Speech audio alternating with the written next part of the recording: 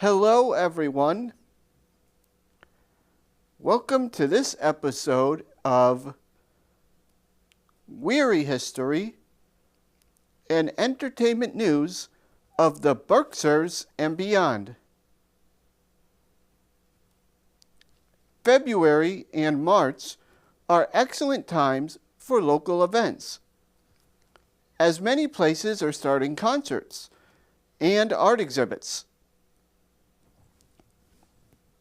On this episode, I'll be going to Mass MOCA, Barrington States Company, and more. In addition, I'll be discussing an outdoor event known as a pentathlon that is taking place right here in Berkshire County. Plus, I'll be reviewing the film Roofman and giving an update on an earlier story.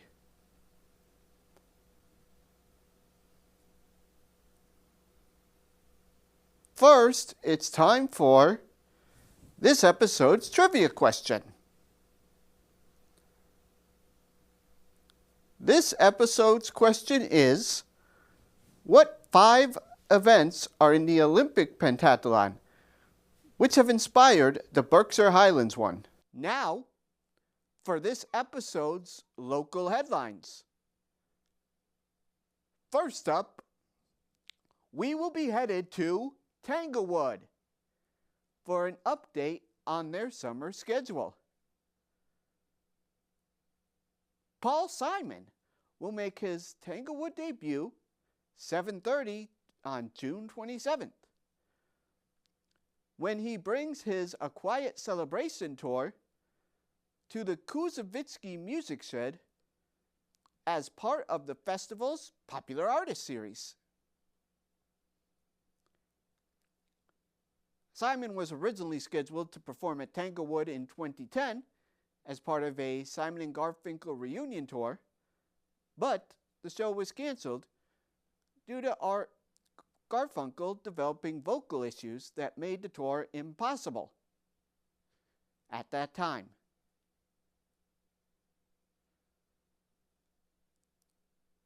The June 27th concert will be performed in 2 parts. Simon will open the concert with the 7 Palms, his 33-minute, 7-movement composition released in 2023, which earned him his 36th Grammy nomination. Following a brief intermission, Simon will perform a selection of songs from across his career, including well-known hits and deeper cuts.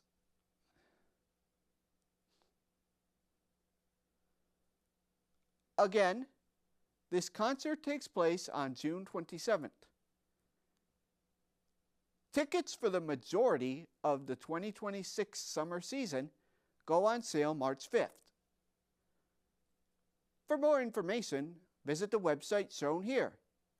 Up next, we will be previewing the Barrington States Company season.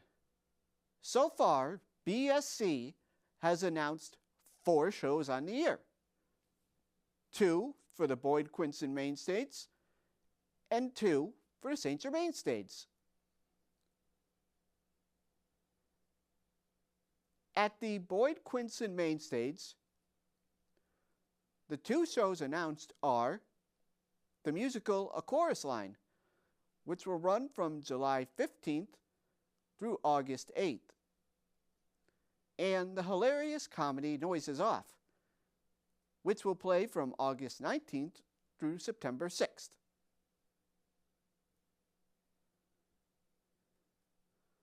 Over on the St. Germain Stage, first will be an adaptation of Driving Miss Daisy, which will show from May 27th through June 21st,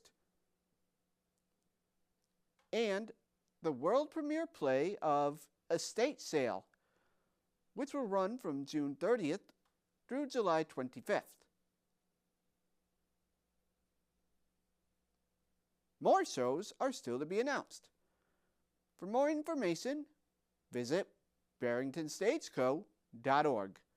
For our next story, we will be going to Williamstown to discuss a concert with the Berkshire Symphony. The Williams College Department of Music presents the Berkshire Symphony with director Andrew Kim in a performance titled Opera Without Words. This concert presents instrumental music from operas across time and musical traditions. The Berkshire Symphony is a truly unique model for an orchestra, consisting of Williams College faculty and other professional musicians sitting side by side with auditioned students. The ensemble presents high-level performances for the college and the Berkshire's community at large, while fostering immersive learning experience for the students in a professional setting.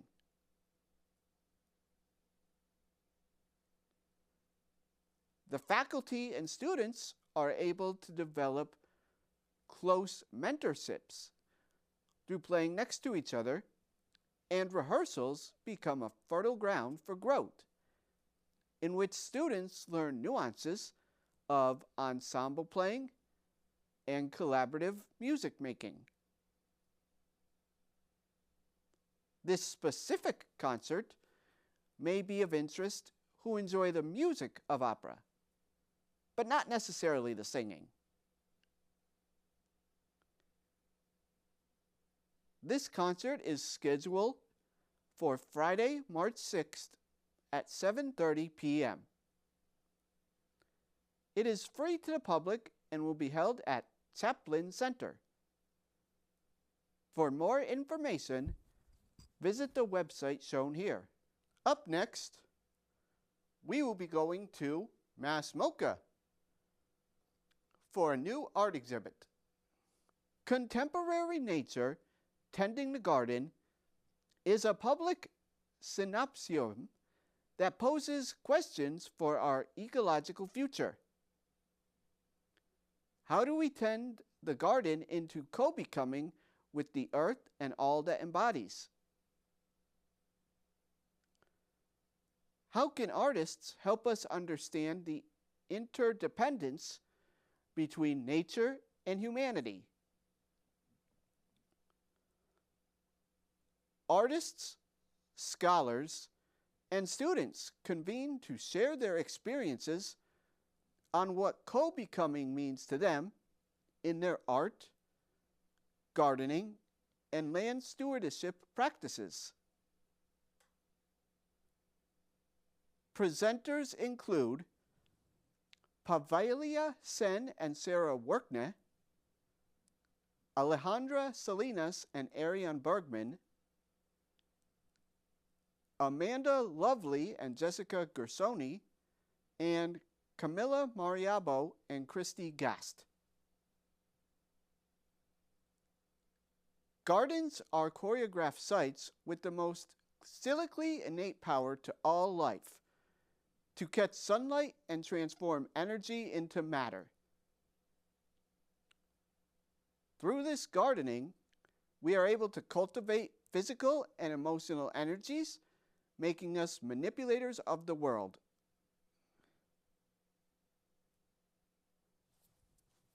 Nature is dialect. We are one of many agents in a wide network. Humanity continues to create gardens to equalize, although we have blighted them through histories of apartheid, colonialism, and control, and we continue on this path.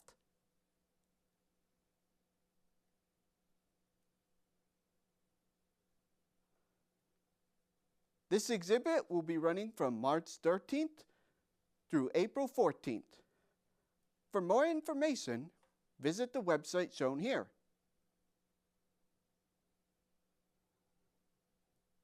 WWHEN also has a quick but unfortunate update on fresh grass.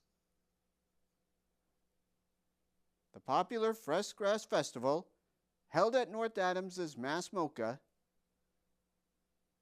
has announced that they will not be hosting a festival in 2026.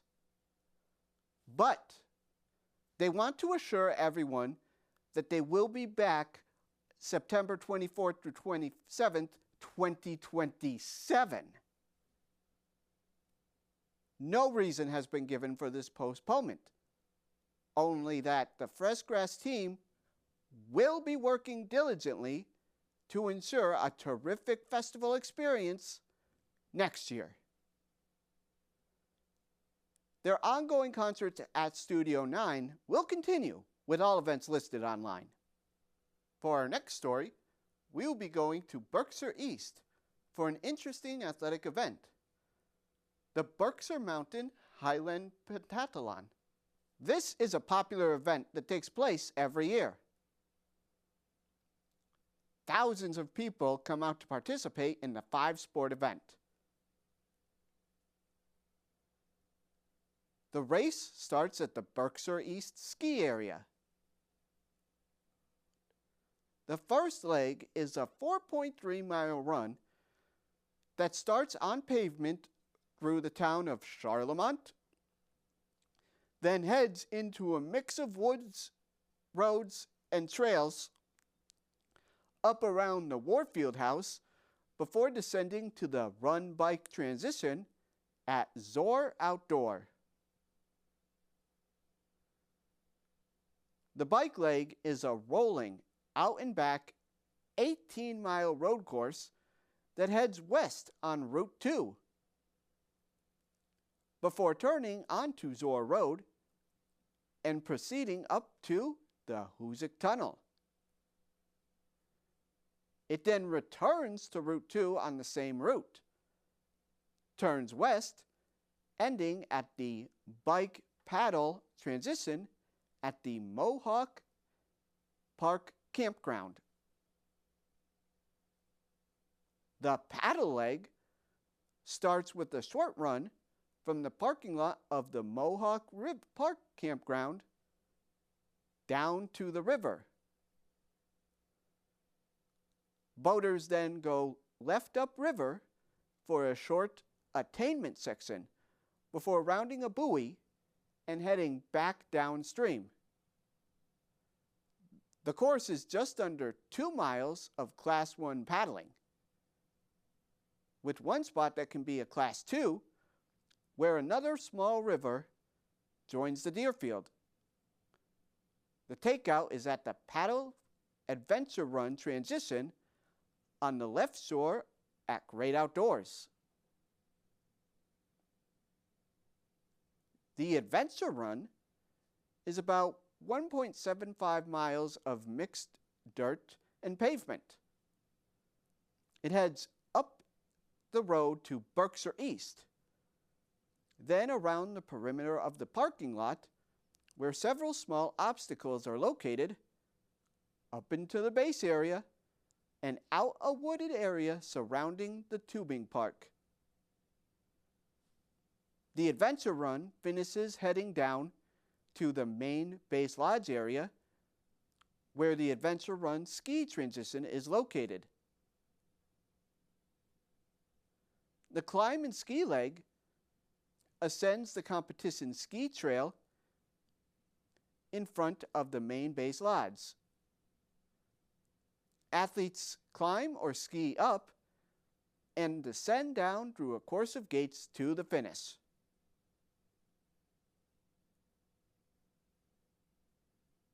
The pentathlon takes place on March 28th. It is an all-day affair.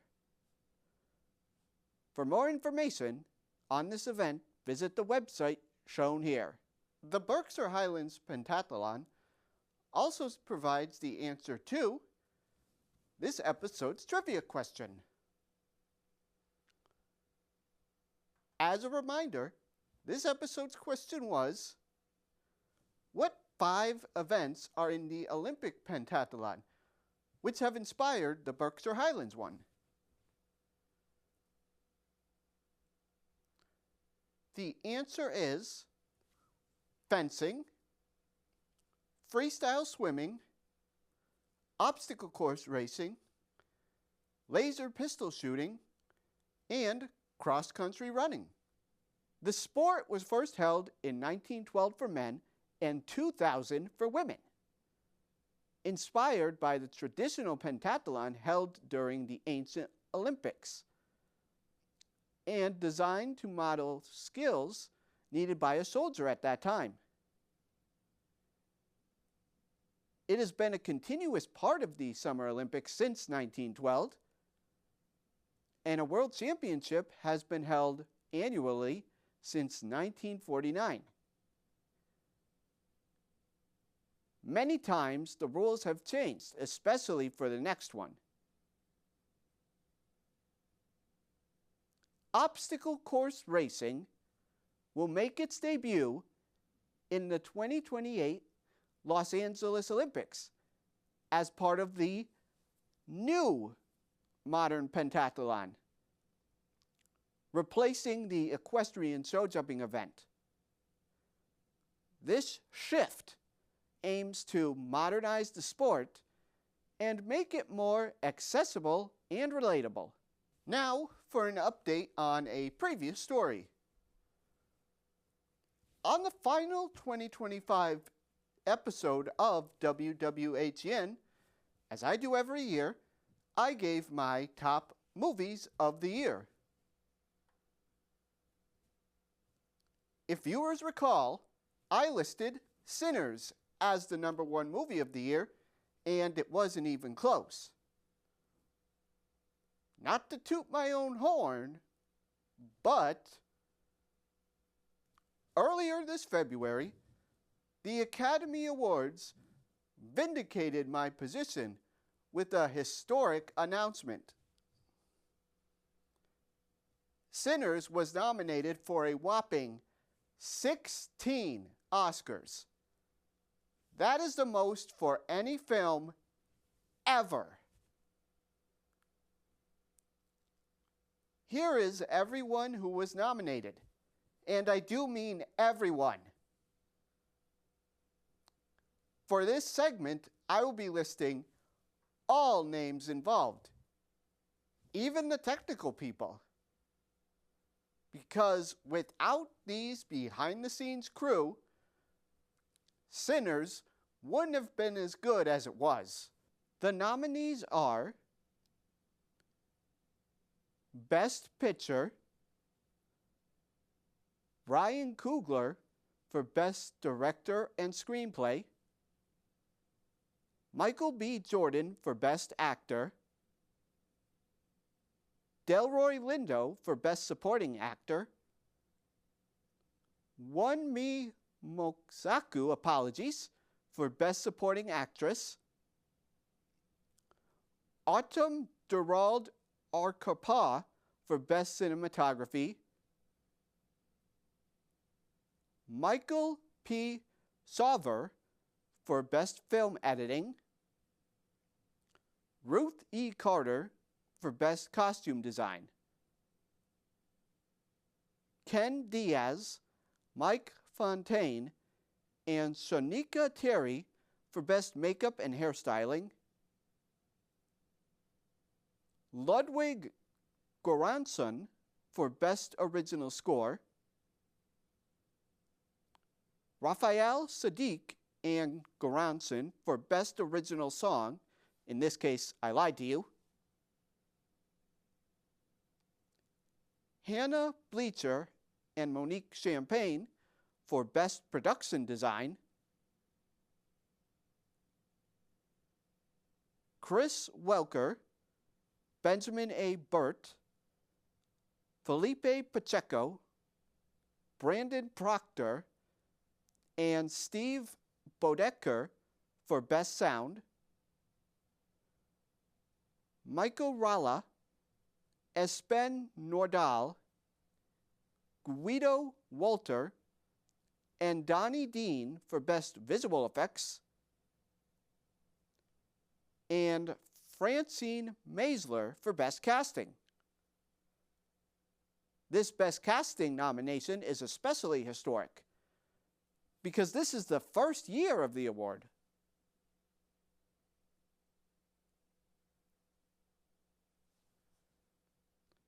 This year's Oscars will be held on Sunday, March 15th.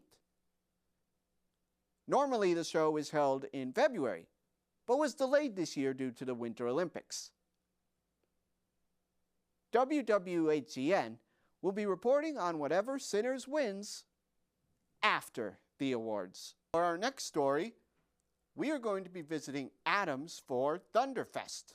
This awesome outdoor winter festival was born in 2012 as a downtown activity after the Thunderbolt ski race on Mount Greylock.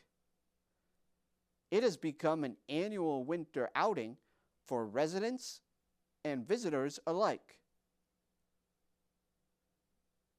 Held outdoors at the Adams Visitor Center on 3 Hoosick Street, admission is free to a festival full of music, food, and fun in celebration of winter in the Berkshires. There will be live musical acts, local craft and beer and local wine, great food, outdoor recreation, and craft exhibitors. Activities include a toasty campfire and marshmallows and other activities for the kids. Leashed pets are welcome, so it's fun for the whole family. Historic train rides by Berkshire Scenic Railway will also be available right across the street right across Hoosick Street at Adams Station.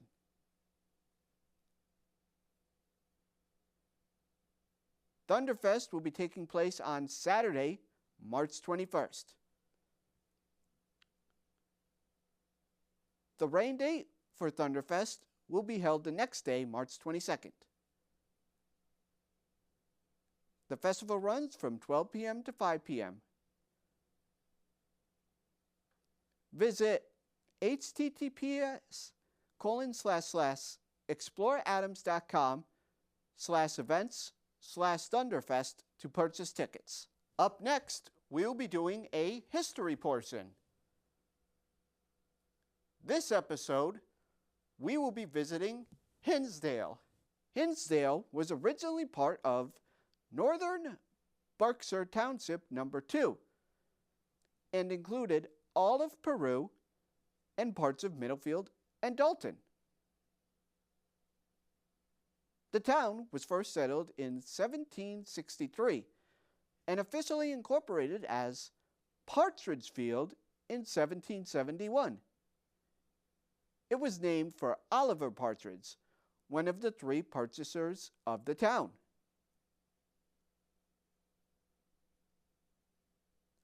The western parish officially broke away from its eastern half and incorporated in 1804, renaming itself for the family of Reverend Theodore Hinsdale, who also owned an important woolen mill. The mill was the center of economic activity in town until the Great Depression, when it closed. Hinsdale, along with neighboring Dalton, is home to 2 historic long-distance routes. The Appalachian Trail, which is a national scenic trail, and the Boston and Albany Railroad, which operates the Lakeshore Limited passenger rail service that has run continuously from Boston to Chicago since 1897. The Hinsdale Train Depot, located in the town center, was closed in 1954, and the actual intersection of the two corridors lies in the also decommissioned train depot just north in Dalton. It's now time for this episode's movie portion of WWHEN. For this episode, we'll be reviewing the film Roofman. Based on an unbelievable true story, Roofman follows Jeffrey Manchester, a former Army Ranger and struggling father, who turns to robbing McDonald's restaurants by cutting holes in their roofs, earning him the nickname Roofman. After escaping prison, he lives inside a Toys R Us secretly for 6 months, surviving undetected while planning his next move. But when he falls for Lee, a divorced mom drawn to his undeniable charm, who actually works at that Toys R Us, his double life begins to unravel, setting off a compelling and suspenseful game of cat and mouse as his past closes in. So what did I think of this movie? Overall, this surprised me in a good way. The trailers and commercials for this movie portrayed it as a comedy, but it's really a drama with some funny moments. Unfortunately, most of the funny moments were spoiled in the previews. However, the movie is actually quite good. The story is fascinating, even sad at some points. And you really feel for Jeffrey, even though he is a criminal. A lot of this has to do with Channing Tatum's portrayal of Jeffrey. This role is his best performance to date, as he gets into his character and shows more emotion than he ever has before. The only problem I have with this movie is its length. Lighter movies like this should last under 2 hours. And this one has just a few scenes that could have been cut. Still, this is a very good movie that's worthy of a rental. On a scale of 1 to 10, I give Roofman an 8. That ends this episode of Wehry History and Entertainment News in the Berkshires and beyond. If you would like to watch this or any other WWHEN episode again, you can visit PCTV's website shown here or my YouTube page at RT Wehry. And I want to thank CTSB TV and NBCTC for showing my show on their public access station. Thank you.